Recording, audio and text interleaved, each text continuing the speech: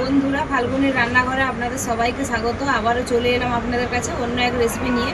আজকে দোকানের মতো কিভাবে পারফেক্ট চাউমিন বানানো যায় সেটাই আপনাদের কাছে শেয়ার করব। তো আপনারা ভিডিওটা প্রথম থেকে শেষ অবধি পুরো দেখতে থাকুন আর আমার সাথে থাকুন।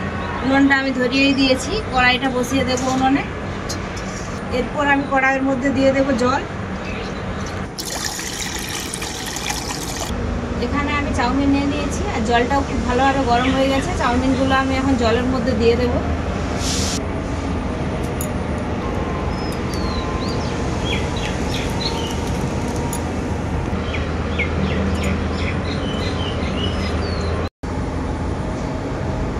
চাউমিনগুলো এরপর ফুলতে আরম্ভ করেছে, তো আমি একটু চামচে করে নাড়াচাড়া করে নেব। এরপর আমি চাউমিনটা দেখে নেব সেদ্ধ হয়েছে কিনা।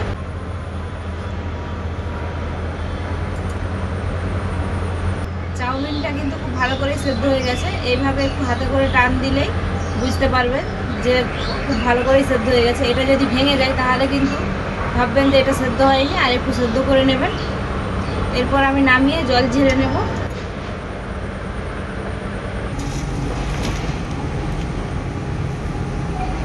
এরপর আমি এর মধ্যে ঠান্ডা জল ঢেলে নেব।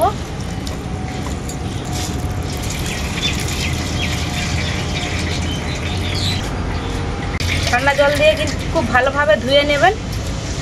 এরপর আমি এর মধ্যে দিয়ে দেব সাদা তেল অল্প করে, যাতে একে অপরের মধ্যে জড়িয়ে যায়। এইভাবে সাদা তেলটা, তাহলে কেউ কারো গায়ে লেগে যাবে না। কড়াইটা আমি আবারও বসিয়ে দিয়েছি উনুনে। কড়াইতে দিয়ে দেব সাদা তেল ডিম ভাজার জন্য। তেলের মধ্যে দিয়ে দেব পরিমাণ মতো লবণ ডিম ভাজার জন্য।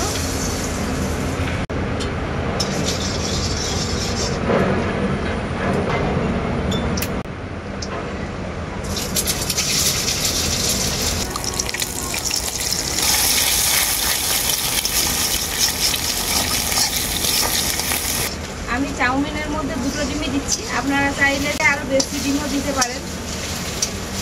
ডিমটা ভাজা হয়ে গেছে, এখন তুলে নেব।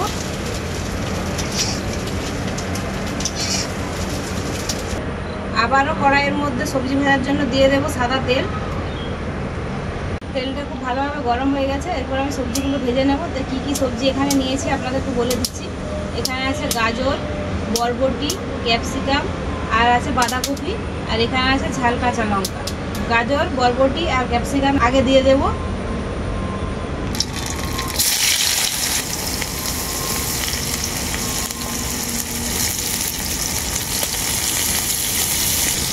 এরপর আমি বাঁধাকপিটাও দিয়ে দেব কেটে রাখা।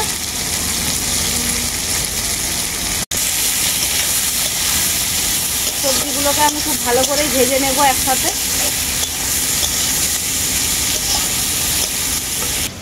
সবজির মধ্যে দিয়ে দেব পরিমাণ মতো লবণ।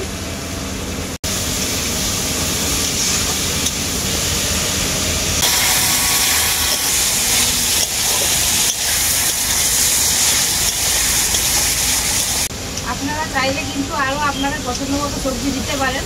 আমি এই সবজিগুলো দিয়েই বানাচ্ছি চাউমিনের এই রেসিপিটা। সবজিগুলো কিন্তু হালকা ভাজা ভাজা হয়েই গেছে। এখন এর মধ্যে আমি দিয়ে দেব ঝাল কাঁচা লঙ্কা। ঝাল কাঁচা লঙ্কাটাও আমি সবজির সাথে খুব ভালো করে ভেজে নেব।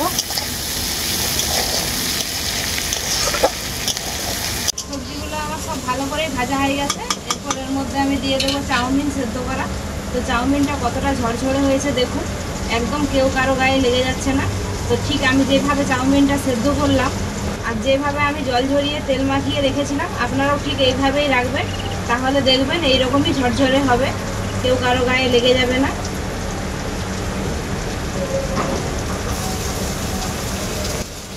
এরপর আমি চাউমিনটা এইভাবে দিয়ে দেব সবজির মধ্যে।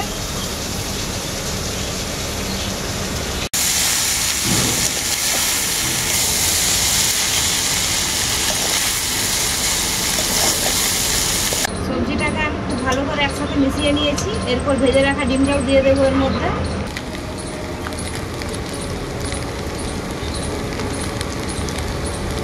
আর দেবো চাউ মিক্স মশলা।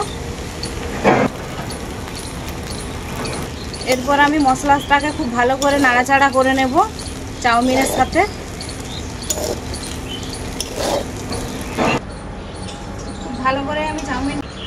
যেহেতু চাউমিনটা সেদ্ধ করার সময় লবণ দেইনি, তাই এখন পরিমাণ মতো লবণ দিয়ে দেবো। তো আপনারা পারলে চাউমিন সেদ্ধ করার সময় লবণটা দিয়ে দেবেন।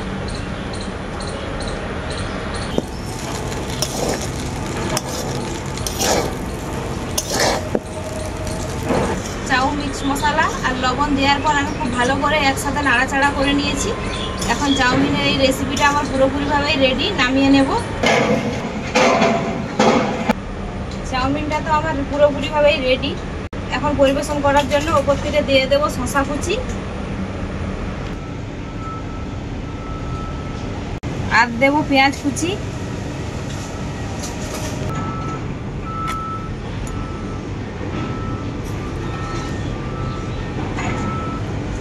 এখানে আমি চাউমিনের সস স্যালাড দুটোই নিয়ে নিয়েছি, আর এই মেঘলা দিনে আমি চাউমিনের রেসিপি বানিয়ে নিয়েছি আর বসেও গেছি চাউমিন খেতে। তো খেয়ে বলবো কেমন হয়েছে।